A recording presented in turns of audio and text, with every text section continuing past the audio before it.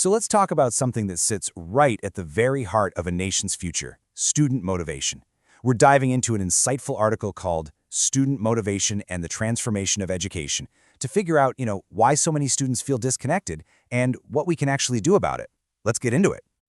The source material kicks things off with this really powerful idea. It frames education not as some kind of machine, but as a living, breathing thing.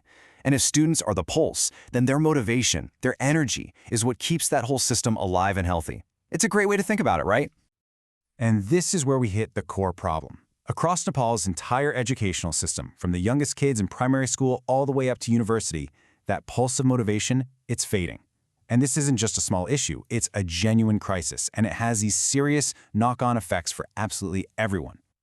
So first, we really need to understand the symptoms. What actually happens when a generation of students starts to lose its drive to learn? Well, the effects, they ripple outwards, and they don't just impact individual lives, they affect the entire social and economic fabric of the country. And what's really telling is how one problem just feeds directly into the next. It's like a domino effect. It starts with students losing interest in their studies. That naturally leads to higher dropout rates. When you have fewer graduates, you end up with a shortage of skilled workers, which then fuels unemployment. And at the end of the day, all of this just makes social inequality even worse. It's a chain reaction that starts right there, in the classroom. But, okay, this isn't all doom and gloom. It's about finding a solution. The source gives us a clear, really practical roadmap for change. It outlines 7 key measures we can take to reignite that spark in students. And this, right here, is the heart of what we're talking about today. Here they are, the 7 pillars for real change. And together, they form a complete framework. See, it's not about one single trick or a magic bullet. It's about fundamentally rethinking our educational environment to make it safer, more relevant, and way more empowering for every single student.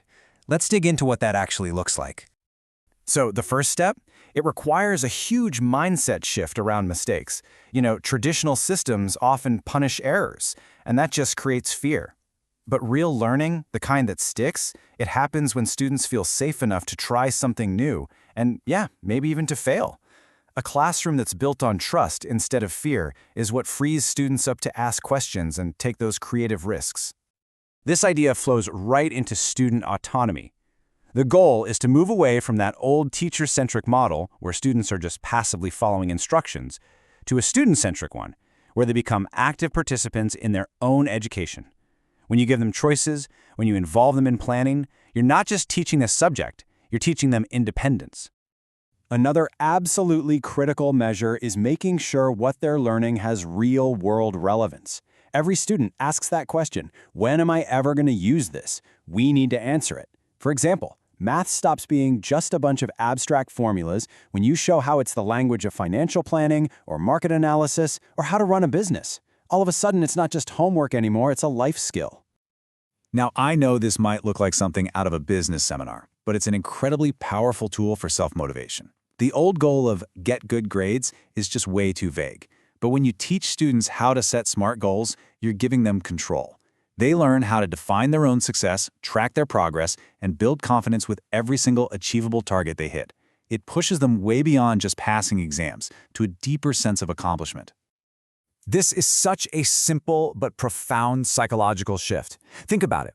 When we only praise the student who gets the perfect score, we're sending a message that only the final result matters. But what if we praise the hard work, the clever strategy, or the sheer perseverance of a student, even if they didn't get the top score? That's how you build resilience. They learn that struggling and trying again is something to be proud of. Of course, motivating students isn't just about what happens inside the classroom. The article is really clear that we have to look at the bigger picture. The systemic challenges that create this whole environment of demotivation in the first place. And these are the big systemic hurdles. A culture that's obsessed with exams just teaches memorization over real understanding. A chronic lack of resources and overworked teachers makes it almost impossible to innovate.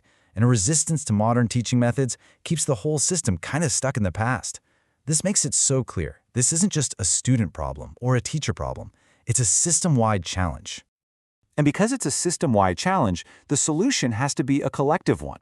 This is where we all come in. Transforming education isn't a task we can just leave to the schools to figure out on their own. This is really the powerful conclusion of the source material. Creating an educational system that is inspiring, creative, and actually oriented towards life is a shared social mission. It means we need teachers to be innovators, parents to be partners, and policymakers to provide the support and resources to make all of these 7 measures a reality. And so we end on this question, and it's not just for the sake of it. Whether you're a student, a parent, a teacher, or just a concerned citizen, the article is asking you to think about your part in this transformation. Building a brighter, more competitive future for Nepal starts with building a more motivated generation.